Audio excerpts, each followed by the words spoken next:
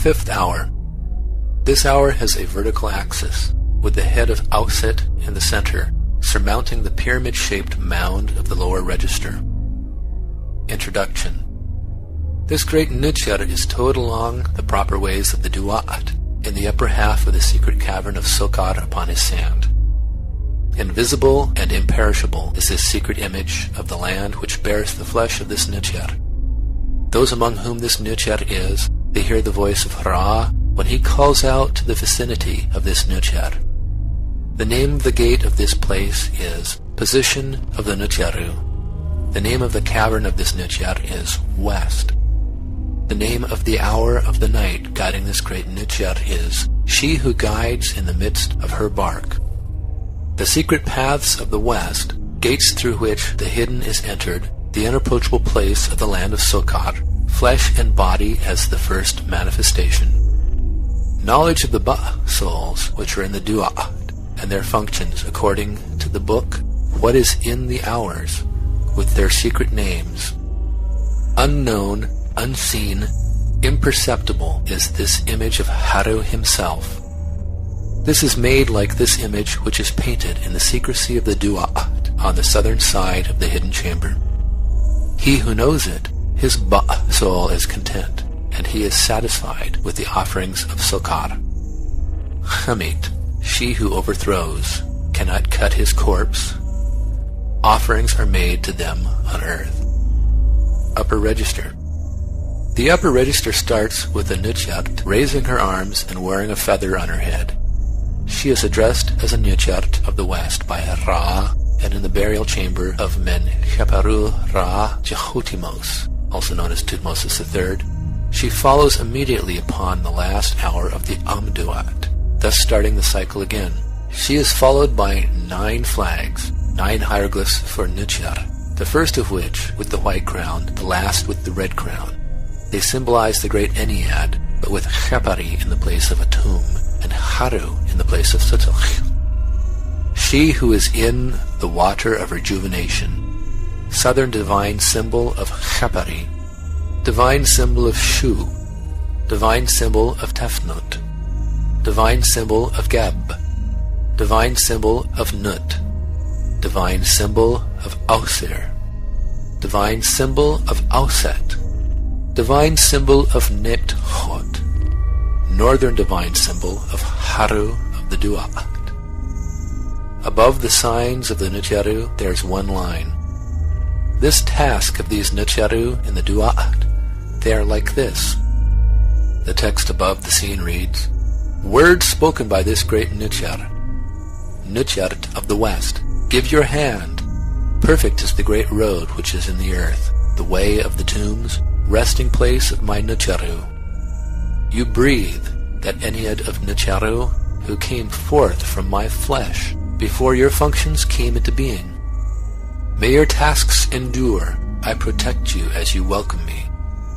You are the ones whom I commanded to be unapproachable when greeting me in the land of the West.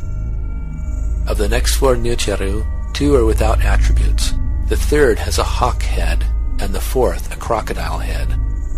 Although no water is shown here, the scene is a first formulation of the apotheosis by drowning, elaborated in the lower register of the 10th hour.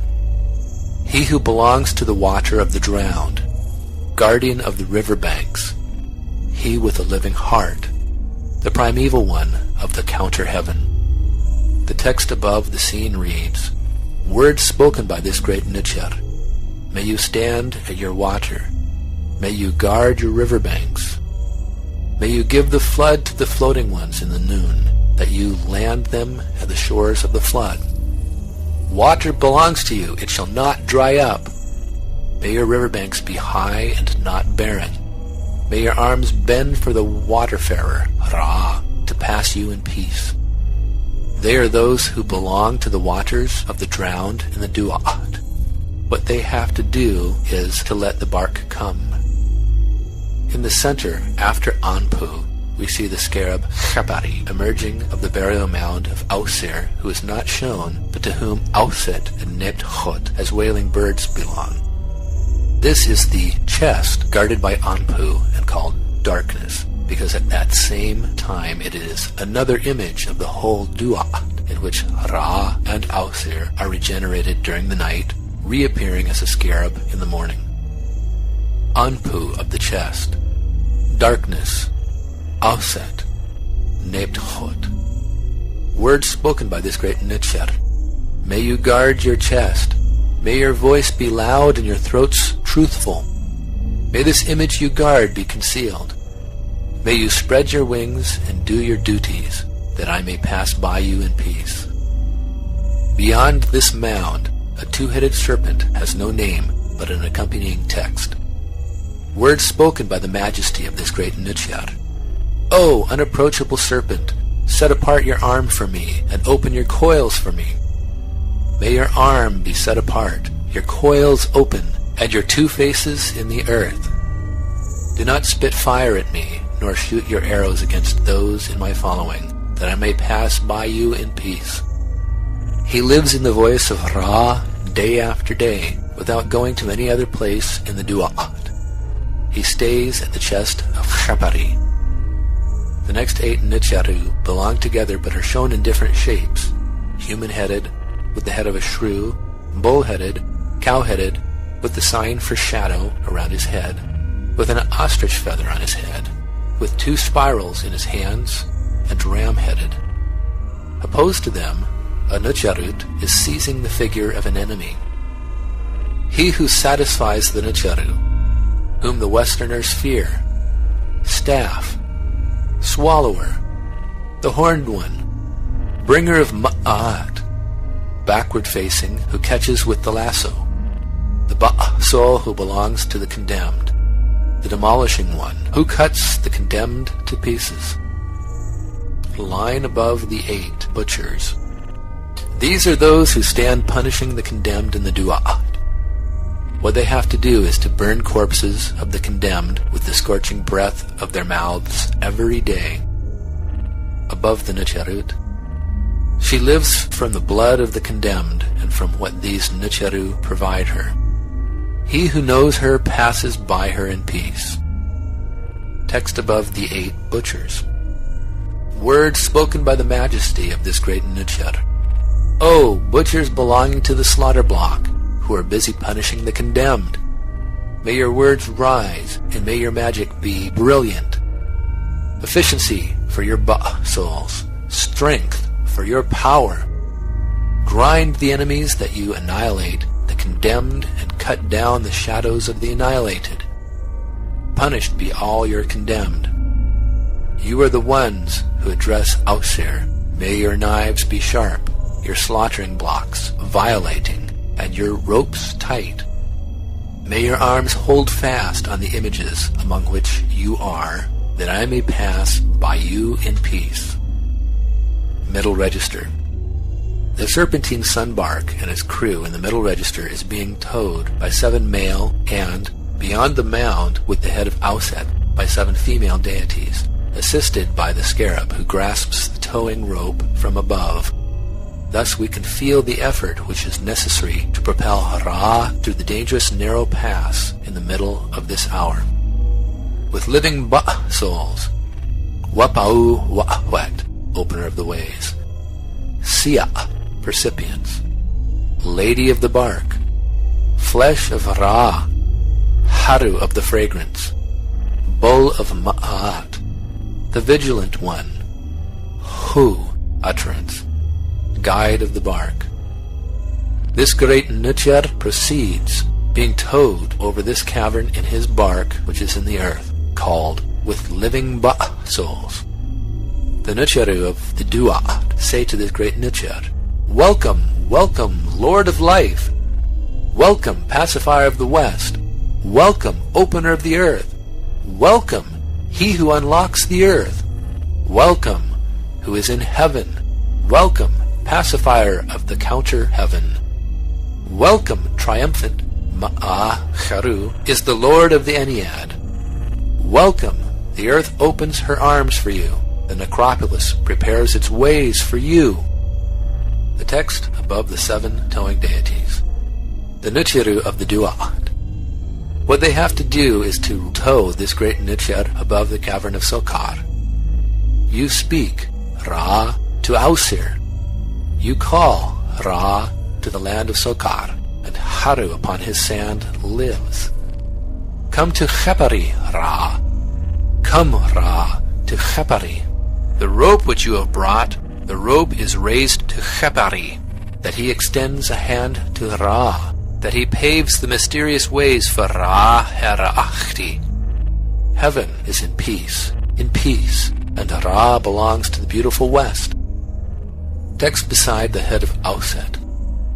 Khepari, flesh of Auset, who is upon the sand of the land of Sokar. Text between the scarab and the head of Auset. This Nutyar stops over the head of this Nutyar, Auset. He gives orders in the land of Sokar day after day. It is Khepari who is in his house, who adjusts the rope for towing over this cavern, that he may rest on the ways of the Du'at.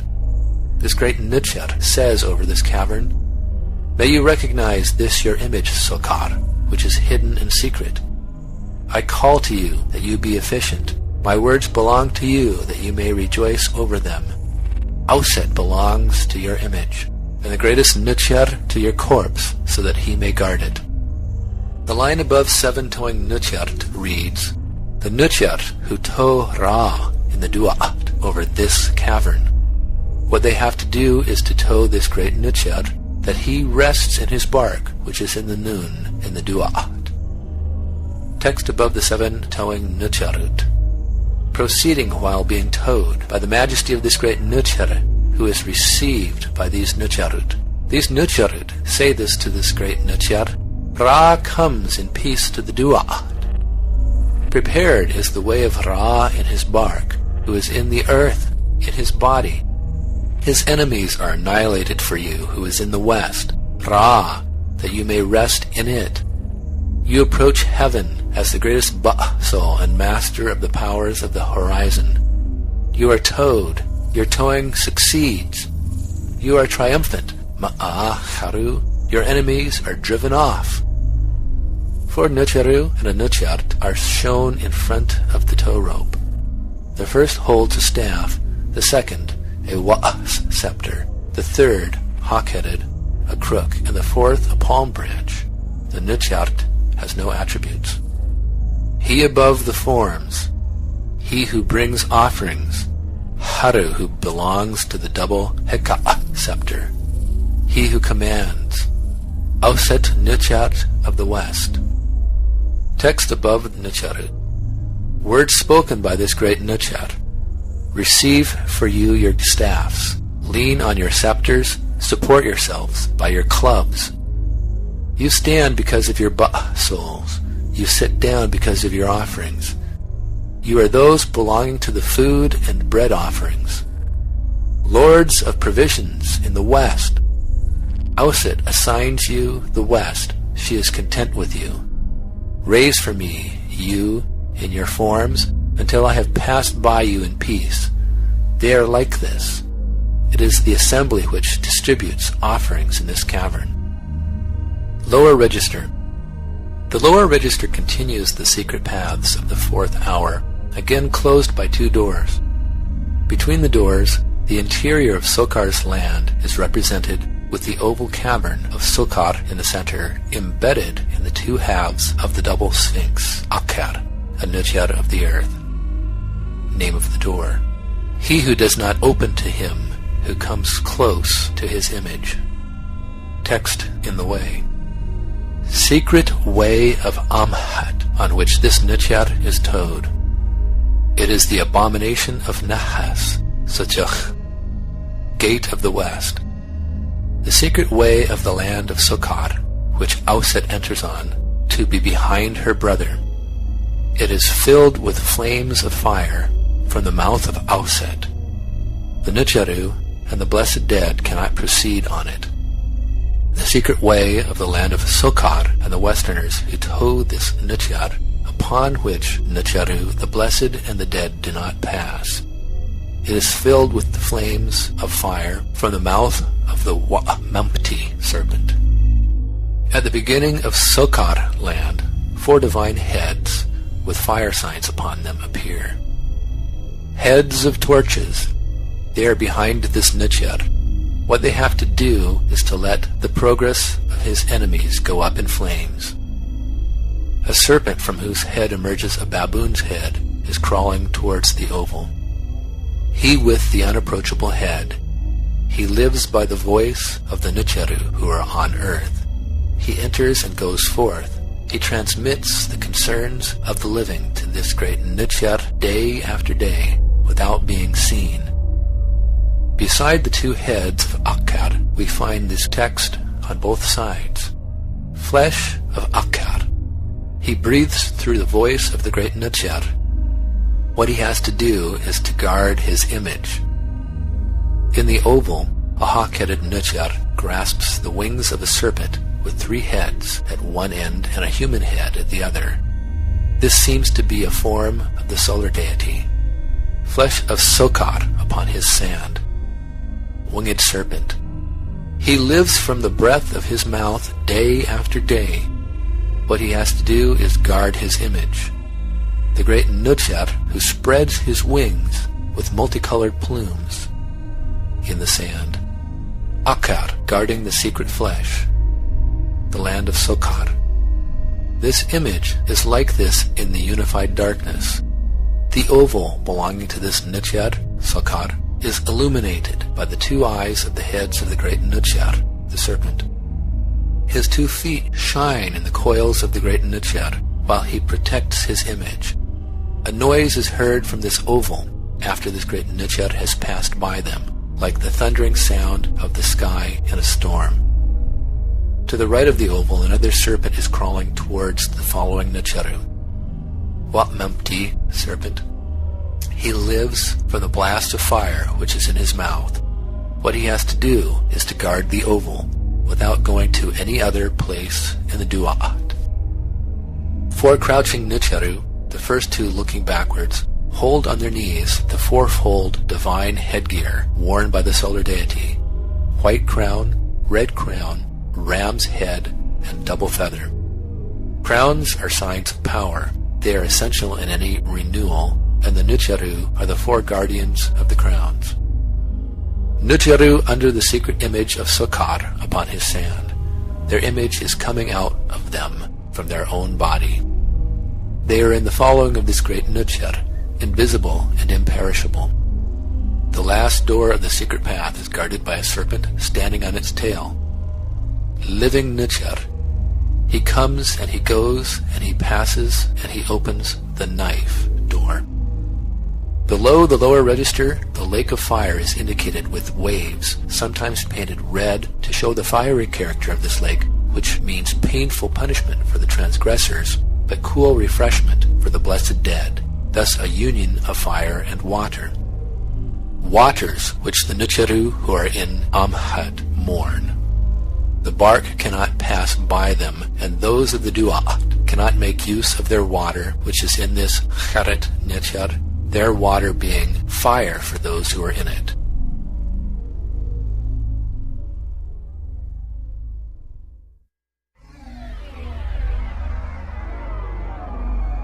Sixth hour. Here we approach midnight, and after the desert region of Sokar, we enter the water hole of those of the Duat, where the primeval ocean noon is present again, with all its regenerative power, which is necessary here to start a new life when Ra unites himself with his corpse, thus rekindling his light. Introduction. Pausing by the majesty of this great Nuchar, in the abyss, water hole of those of the Duat. This Nuchar commands that these Nucharu take possession of their divine offerings at this place. He proceeds in this place, equipped with his bark, and he assigns them their fields for their offerings. He grants them water from their waterway when he passes through the Duat day after day. The name of the gate of this place is With Sharp Knives. The name of the hour of the night which guides this great Nuchar is Arrival who gives the right way. The secret way of the west, on the water of which this great Nuchar proceeds in his bark, to care for the needs of those of the DjHwtymos. Pronounced by their names, known in their bodies, engraved by their forms are their hours, mysterious in their essence, without this secret image of the DjHwtymos being known by any human being. This image is made in paint like this in the secrecy of the DjHwtymos on the southern side of the hidden chamber. He who knows it will partake of the offerings to the Ncharu who are in the following of Ausir. All he wishes will be offered to him in the earth. Upper Register. Many of the deities of this hour are shown in half-sitting position, indicating their renewed life, sitting up from their sleep of death. The first 9 deities in the upper register have this position, and the text belonging to them stresses that they are well provided for by Ra. Accordingly, the first wears a loaf of bread and a jug of beer on his head, followed by a Ncharu with the red crown and a Ncharu without attributes. The fourth Ncharu is hawk-headed, the fifth has the head of a baboon, and the sixth wears the white crown, possibly as another form of Ausir. The last 3 Ncharu are without attributes. Offerer who presides over the DjHwtymos. Auset of the Amdw3t. Ausir, favorite of the Ncharu. Haru who presides over his field. Baboon belonging to his field. Renewed of heart presiding over his field. She of the land plots. She who unifies. She who satisfies the Ncharu. Words spoken by the majesty of this great Ncharu to the Ncharu who are upon this field. O seated ones who are in the DjHwtymos, you of the offerings who belong to their water holes. Offerings are yours, that you be satisfied. Fields are yours of your offerings, that you be satisfied with them day after day. You are those who are content with their needs, masters of arms with straight legs. Loftiness to your forms, greatness to your manifestations, so that you are powerful and mighty, mighty and powerful. May you be powerful, Usar, by your necks, Usaru. May you be mighty, Zacham, by your scepters, Zachamu. That you save Ausir from those who did that oppression and robbery against him. What they have to do in the DjHwtymos is to give offerings to the Ncharu of the DjHwtymos. Their offerings come into being at once as oblation meals due to the utterance of this great Ncharu. Following are 9 royal scepters, 3 with the white crown, 3 with the red crown, 3 with an uraeus, and all with a knife at their lower end. According to their accompanying text, they obviously belong to the royal figures in the middle register. Shepherd's crook, dew of the earth, Heka, scepter of the DjHwtymos, Ma'at of the Ncharu, nurse of those in the DjHwtymos, waterway of Ta'chenin, she who protects her Ncharu, she who belongs to the heads of the Ncharu, she who belongs to the fields of those of the DjHwtymos. The text reads, Words spoken by the majesty of this great Ncharu to the commanding staffs of the kings of Upper and Lower Egypt who are in the DjHwtymos. Oh, renew yourselves, lift up the white crown, and wear the red crown among the Rachit people. Your fields belong to you from the DjHwtymos, in which your offerings come into existence. Justice to your commands, life to your souls, and breath to your throats. You are the ones who came into existence on earth, who rejoice when my enemies are driven off. Their souls stand in the DjHwtymos upon their Heka scepters. Their lower ends are knives. The robber, Sut, is aware of them. Facing these, we see a recumbent lion with 2 Ujjat eyes above him. Although a lion, he is called bull, since lion and bull are both symbols and signs of royalty. Behind them, a half-sitting Ncharu is shown. Image of Ra, the bull with a roaring voice. Auset Ta'it. The text reads, "This is the divine eye of Ra. It is above the bull with roaring voice in the DjHwtymos. The bull with roaring voice rejoices when Ra rests upon his divine eye. The image of Amdw3t is close to this divine eye. The divine couple who follow this scene consists of a DjHwtym wearing only a belt and a DjHwtym holding a knife and a crook. Shining One, she whom the DjHwtym respect." The text reads, "Words spoken by the majesty of this great DjHwtym. O Radiant One, guard your image. O you DjHwtym, whom the DjHwtym respect. Give respect by your staffs of command. May your images be hidden. May their darkness be illuminated. May his, Ausir's, limbs breathe, the flesh which you protect, when I pass by you in peace." 3 chests, each with an opening under the top through which a guardian serpent spits fire, contain the threefold burial of Ra, hind part of a lion, wing of the scarab, and human head. Each chest is also provided with a sun disk and a knife. Behind the chests stands a DjHwtym, whose eye spits fire, tomb house, which soot adores, whose tongue spits fire, tomb house of the towing of Shari he with high flame, tomb house that unites Haru, adoratress belonging to the beginning of the tombs houses. Text with this scene. Words spoken by this great DjHwtym in the vicinity of this mysterious image of the DjHwtym. Illuminated is the darkness in the earth. The flesh roars with joy, and the head speaks after he has united his members.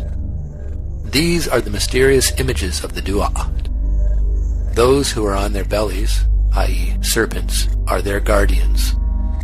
When Ra illuminates their darkness, the head speaks after the divine adoratress has called to him. Middle Register. The sun bark in the middle register has regained her usual appearance as in the 3rd hour. Bark of Ra. Wet, opener of the ways. Sia, percipience. Lady of the bark. Flesh of Ra. Haru of fragrance. Bull of Ma'at. The vigilant one. Ho, utterance. Guide of the bark. Text above the boat. This great DjHwtym sails in this region on the water. He rose through this field to the place of the corpse of Ausir. This great DjHwtym addresses the DjHwtym who are in this field, when he has moored at these mysterious tombs which contain the image of Ausir. This DjHwtym calls out above these mysterious tombs houses, and it is his voice which this DjHwtym hears. Then he passes on after he is called out. The enthroned baboon-headed DjHwtym is DjHwtym, presenting an ibis to a DjHwtym who is hiding 2 eyes of Ra behind her. DjHwtym, who presides over the waterhole of the DjHwtym, she who hides her images. Text above the scene. It is the majesty of this DjHwtym who makes the riverbanks firm for these DjHwtym of this region in the DjHwtym. Ra says to this DjHwtym, "May your actions endure, may your magical spells endure. The concealing one guides you on your fields by means of the secret eye which she has hidden. Concealing one, may your arms be hidden, being bare." Following are 16 standing mummies in groups of 4. The first group wearing the white crown, being the kings of Upper Egypt. The second group is without attribute. The third group wears the red crown as kings of Lower Egypt. And the fourth group, also without attribute, is called Achu, the usual name for the blessed dead. Nesu, king of Upper Egypt. Those provided with offerings. Biti, king of Lower Egypt. Ach, spirit. Text above the scene. This DjHwtym commands to present divine offerings to the DjHwtym of the DjHwtym. When he approaches them, they see him and take possession of their fields. Their offerings then become manifest by order of this great Nitcher to them. Abyss, water hole of those of the Duat, is the name of this field. It is the path of the bark of Ra. Text belonging to the mummies. The majesty of this great Nitcher speaks to the kings of Upper Egypt and to the spirits who are in this place. Your kingship is yours, kings of Upper Egypt. May you receive your white crown on your heads. You are content, provided with offerings. Your red crown belongs to you, kings of Lower Egypt. Your quality belongs to you, spirits. Your divine offerings belong to you, that you may be content, and you dispose of your souls, that you may be strong. You are kings of your region, and you rest in your fields. You unite with the mystery in your Lower Egyptian crown. You are efficient because of your magic spells.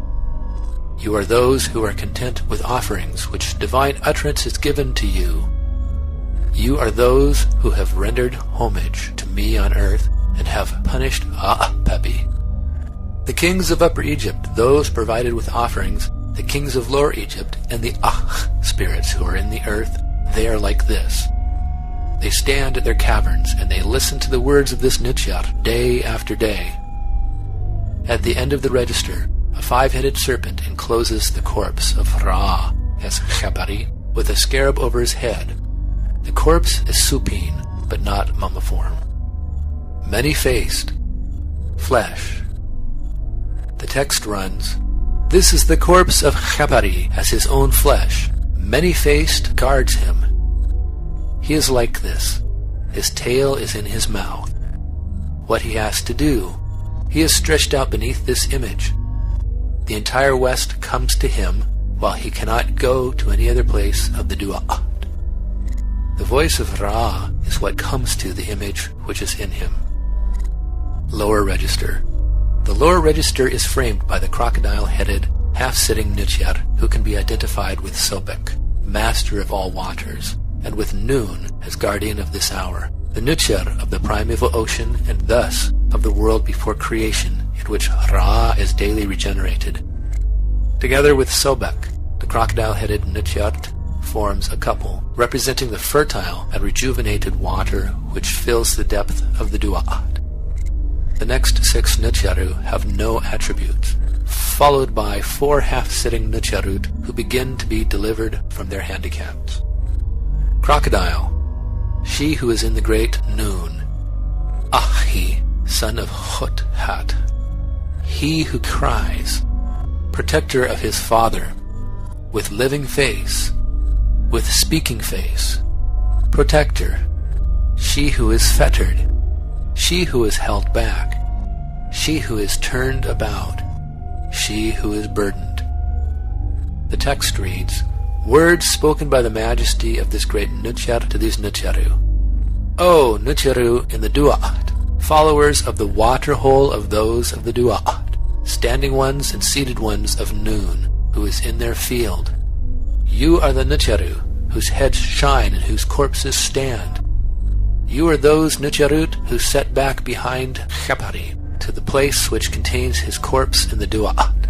May your faces live, may your hearts breathe, and may your darkness be illuminated.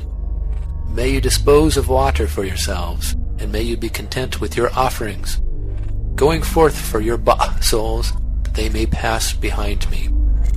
My soul is with me, that I may alight on my corpse. I pass by you in peace. They hear the words of Ra day after day, and they breathe through his voice. What they have to do in the Duat. To conduct the souls and let the shadows alight, and to secure the water supply of the spirits. Next is a serpent with 4 human heads coming out of its body. The heads are attributed to the 4 children of Haru, who are the tutelary deities of the internal organs interred separately from the mummy. Thus it seems that this serpent belongs to the burial of Ra, distributed over all 3 registers, although the text is not explicit about this, but speaks about fighting the enemies. Swallower of forms, Amdw3t, Ha'api, Duamotef, Menkheperwra, whom this great Nchar does not see. These images in his coils breathe when they hear the voice of this great Nchar day after day. What he has to do in the Duat, to swallow the shadows and to wipe out the figures of the foes, those overthrown in the Duat. The four Ncharu in half-raised position are again afflicted with different handicaps like the four Ncharut before, but addressed separately. He who is constricted, sore foot, footless, he who is weary. Words spoken by the majesty of this great Nchar to those of the Ncharu. Stand up indeed, yield not, stretch out and be not weary. May your souls emerge and may your shadows rest. Stretching for your feet and straightness for your knees. May you indeed rest in your flesh. Unbound are your wrappings. They live from the voice of this great Nchar day after day. What they have to do is to make he of the horizon, Amdw3t, come. The register ends in front of the Nchar noon, facing them, with 9 fire-spitting serpent staffs, each with a knife at the lower end to threaten the enemies. They symbolize the Ncharu of the great Ennead, without the Ncharut. Tatyanin, Atum, Khepari, Shu, Geb, Ausir, Haru, the judge, DjHwtymos, Hotepi, he of the offerings. Words spoken by the majesty of this great Nchar to the staffs of the Ncharu in this region. O staffs of the great Ennead, images of him who has created his Ncharu. May your faces burn and may your knives be sharp, that you may consume the enemies of Khepari and cut their shadows. You are those attached to the mysterious body whose places Nun has made. You are those in the water of Tatyanin, who came into existence and protect Khepari. They breathe through the voice of Ra day after day, what they have to do in the Duat, to roast the dead and to deliver the souls into the place of destruction.